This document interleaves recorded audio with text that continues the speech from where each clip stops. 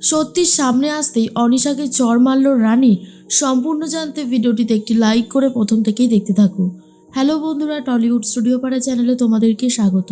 গল্পের শুরুতেই দেখা যায় যে রানী কথা বলতে থাকে মিডিয়ার লোকজনের সাথে, কারণ মিডিয়ার লোকজন এসে ঘিরে ধরেছে রানীকে আর জিজ্ঞেস করে, আজকে আপনি এত বড় একটা কাণ্ড করেছেন, আপনি কি এই সমস্ত কিছু আগে থেকেই জানতেন? এরপরেই রানী তখন বলে, আমি কি করেছি? মিডিয়ার লোকজন বলে, এই যে আপনি শুনলাম মিস্টার বাজাজকে সুস্থ করে তুলেছেন, আপনার কৃতিত্ব কম কিছু নয়। রানী তখন বলে, আমি যেটুকু জানতাম সেটুকুই অ্যাপ্লাই করেছি, ব্যাস এটাই। এরপরেই তখন ওনারা বলে, আচ্ছা, আমরা শুনতে পাচ্ছি আপনার স্বামী ডক্টর দুর্জয় সেনগুপ্ত নাকি আপনাকেও ডাক্তারি পড়তে দিতে চায়নি। উনি কি এইরকমই বদমেজাজি? আমরা এ নমুনা অবশ্য আগে অনেকবারই পেয়েছি।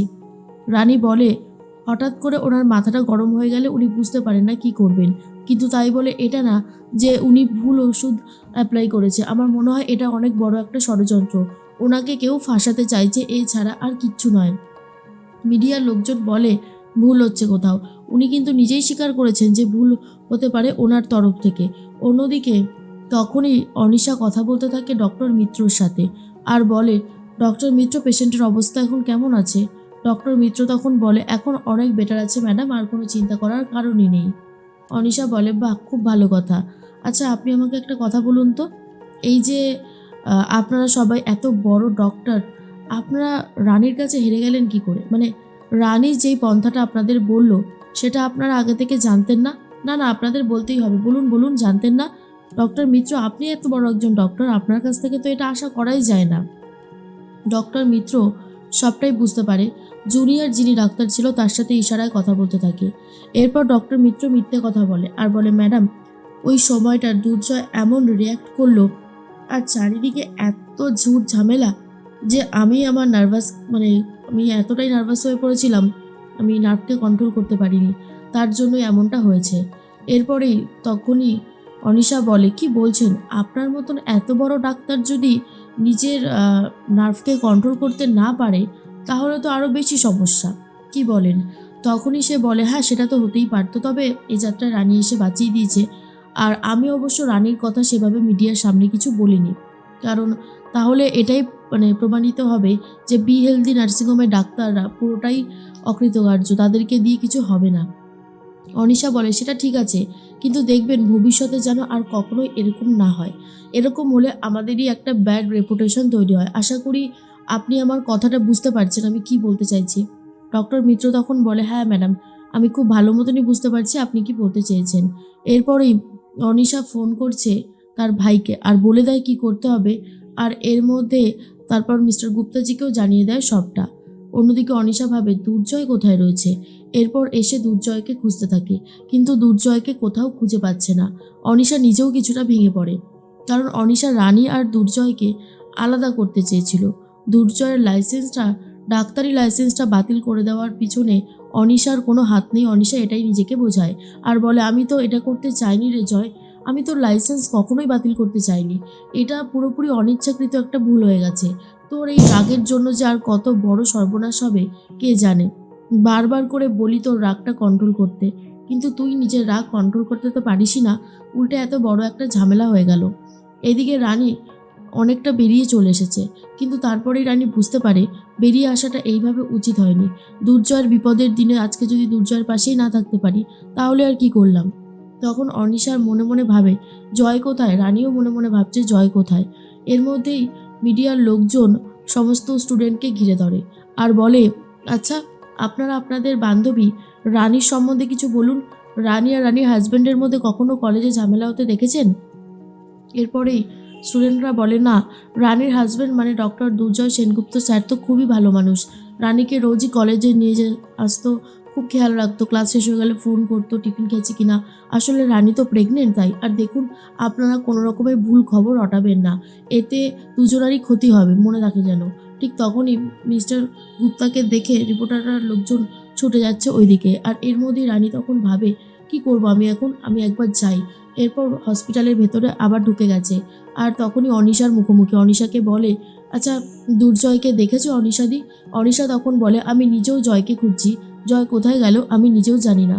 এদিকে দুর্জয় জোরে বাইক চালিয়ে কোথাও একটা চলে যাচ্ছে, আর অন্যদিকে অনিশা তখন বলে, আজকে আমাকে এইসব জিজ্ঞেস করতে এসেছো কেন? এই সমস্ত কিছুর জন্য তো তুমি নিজেই দায়ী রানী। রানী তখন বলে, এসব তুমি কি বলছো? আমি কি করেছি যে আমি দায়ী হব? অনিশা বলে, ও মা, তুমি তো নাটের গুরু, তুমি যে অন্যায়টা করেছো সেটা স্বীকার করো। নিশ্চয়ই তুমি এমন কিছু করেছো যেটা দুর্জয় মেনে নিতে পারেনি। দুর্জয় তো তোমার স্বামী, তুমি জানো না ও কোনটা পছন্দ করে কোনটা পছন্দ করে না? তারপরও এত বড় ভুল করো কি করে তুমি? তখনই রানী বলে, তুমি কি বলতে চাইছো স্পষ্ট করে বলবে? অনিশা বলে, তুমি নিশ্চয়ই এমন কারোর সাথে সম্পর্ক টম্পর্ক তৈরি করেছো হয়তো, তাই জয় মেনে নিতে পারেনি। কথাটা শোনার পরেই তো রানী ঠাস করে চড় মারতে গেছিল অনিশাকে।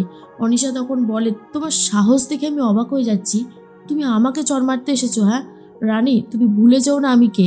রানী তখন বলে, তুমি যদি তোমার লিমিটের মধ্যে থাকতে তাহলে হয়তো হাতটা তুলতে হতো না, কিন্তু তুমি তো তোমার লিমিট ক্রস করে গেছো, তাই হাত তুলতে বাধ্য হলাম। ভবিষ্যতে আর কখনো যদি এরকম টাইপের কথা বলেছো তাহলে কিন্তু এই চটটা তুমি খেয়েই যাবে অনিশাদি। অনিশা তো মনে মনে ভীষণ রাগ করতে থাকে। আর এদিকে রানী আবারও বেরিয়ে বাস স্টপে এসে দাঁড়ায়। এর মধ্যে রানীর বড় বৌদি স্নেহা ফোন করেছে দেবুকে আর বলে, হ্যাঁ রে দেবু, খবরে এসব কি দেখতে পাচ্ছি? রানী দুর্জয় এরা কোথায়? এরা কি বাড়িতে ফিরে গেছে? দেবুরা তো ততক্ষণে কিছুই জানে না। দেবু তখন বলে, কেন বলো তো বড় বৌদি, কি হয়েছে? আমি তো কিছুই বুঝতে পারছি না। তখনই স্নেহা বলে, কি বলছিস দেবু? চারিদিকে তো খবরটা তো ছড়িয়ে গেছে, দুর্জয় নাকি ভুল ট্রিটমেন্ট করেছে, ওর নাকি লাইসেন্স বাতিল হতে চলেছে। কথাটা শোনার পর দেবু নিজেই চমকে যায় আর রিতমকে বলে, রিতম শিগগিরই টিভিটা চালাও তো একবার। এরপর রিতম টিভি চালাচ্ছে আর সবটা দেখতে পারে বাড়ির সবার অবস্থাই খুব খারাপ হয়ে গেছে। অন্যদিকে বিশ্বনাথবাবু বলে, তার মানে রানী আর দুর্জয় কেউই বাড়িতে যায়নি, মেয়েটার জন্য আমার ভীষণ চিন্তা হচ্ছে, একবার ভাবছি বেরোবো। তখনই সাগর বলে, বাবা কি দরকার বলো তো? সৈকত বলে, ওই ছেলে যা রাগচটা, ওর নিশ্চয়ই কিছু একটা করেছে বাবা, আমি বলছি শোনো, এসবের মধ্যে যেও না, ঝামেলার মধ্যে জড়িয়ে পড়বে কিন্তু। বিশ্বনাথ বাবু বলে, যতই হোক আমার মেয়েটা তো ওখানে রয়েছে, তার উপর ও আবার মা হতে চলেছে, এই সময় যদি ওর কোনো ক্ষতি হয়, না না, আমি সেটা কোনোভাবেই মেনে নিতে পারবো না। অন্যদিকে দেখা যায় যে জেঠুমণি বলে, এটা কি করেছে দুর্জয়? ভুল ট্রিটমেন্ট করেছে, এটা তো বিশ্বাসই করার যোগ্য নয়। শুক্লা চলে এসে খবরটা দেখে অজ্ঞান হয়ে পড়ে যায়। তারপর সবাই মিলে ধরে শুক্লাকে ঘরে নিয়ে যাচ্ছে। ডাক্তারকেও ফোন করা হয়। এর মধ্যে জেঠুমণি রানীকে ফোন করেছে আর বলে, রানী তুমি আমাকে খুলে বলো তো ঠিক কী হয়েছে? জয় কোথায়?